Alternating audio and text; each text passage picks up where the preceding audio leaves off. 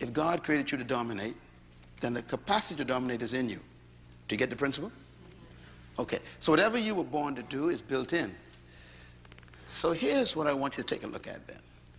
Conception does not guarantee manifestation. Now what I mean by that is, a bird and a fish were created by God. The fish was created to do what? Swim. So fish do not attend swimming lessons. I know it sounds simple, but it's very important. Why? Because swim is built into the fish. Why? Because God demanded the fish to swim. So he put the ability in it. Birds were designed by God to fly. So birds don't attend flight school. Flight is built in. I like this one. Seeds. Seeds were designed by the Creator to bring forth trees. You'll never find a seed attending a tree growing convention to learn how to grow trees. Why? Where's the tree? Trapped on the inside. In other words, whatever God created something to do, he built it in. Your culture and your educational system doesn't allow you to discover that. We are educated to be employed, not to be deployed. Seeds deploy themselves and become trees. Fish deploy themselves and they swim. Birds deploy themselves and they fly. We are the only creatures God created who don't deploy ourselves, because our culture doesn't allow it. You got to get free from the culture. And it's seminars like this that make you begin to have a meeting with yourself and discuss yourself with yourself and say to yourself, self, am I who I really am? You know, here's my conviction. This is why I believe that buried in every human being is a leader, trapped by an erroneous philosophy that you were born to follow. Let us make man to have what? Dominion. To govern, to rule, to lead, control. Which means that somewhere inside of you is a ruler, a controller, a leader, a dominator. Somewhere in there. Because he would not have demanded it if he didn't inject it.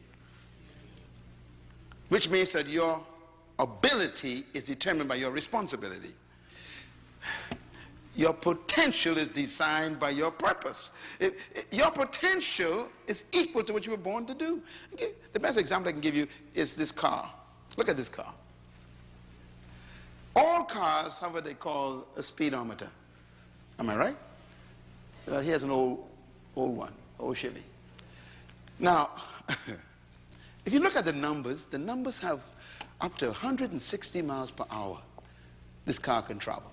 All of your cars have that kind of registration, sometimes 200, 180. Everybody got that, right? Okay. Now, when you bought the car, that was on the car. You bought the car with it. It was on it, 180 miles per hour. I'm getting ready to go, okay. I'm so excited. Okay, so you bought this car, you brought it home, and the manufacturer says this car can travel 180 miles per hour. How can the manufacturer put that on there? What makes him so sure that this vehicle could travel 180? That's the first question. The second question is, have you ever traveled 180 in that car? No. Let me tell you how stupid our philosophy of our countries are. We sell a car that could travel 180 and put a sign up 50 miles per hour. It's amazing, it's crazy. I don't understand it. I have no idea how they got this idea. I don't know where it comes from. But it tells you the nature of your culture. Don't try it. They give the company permission to build the capacity, but restricts your ability to use it. And you never thought about that. And that's the way they think about you.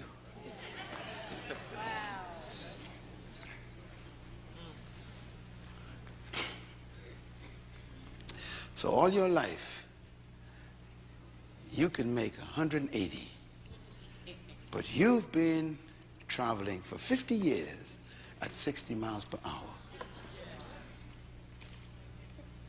And you think you're living.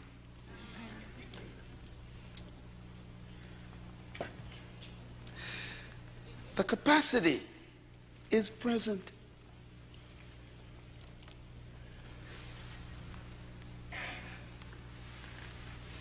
Our culture says you can't go any further.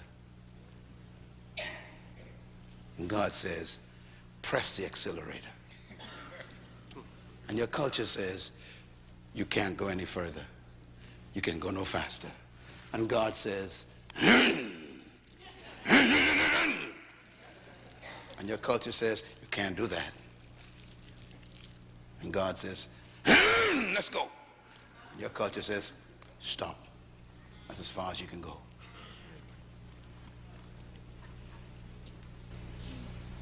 You got to make a decision tonight, see? You have God's ability. And man puts up the signs.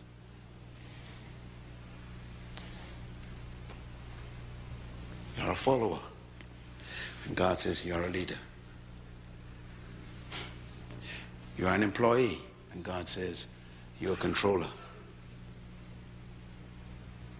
You are a subject. And God says you are a ruler.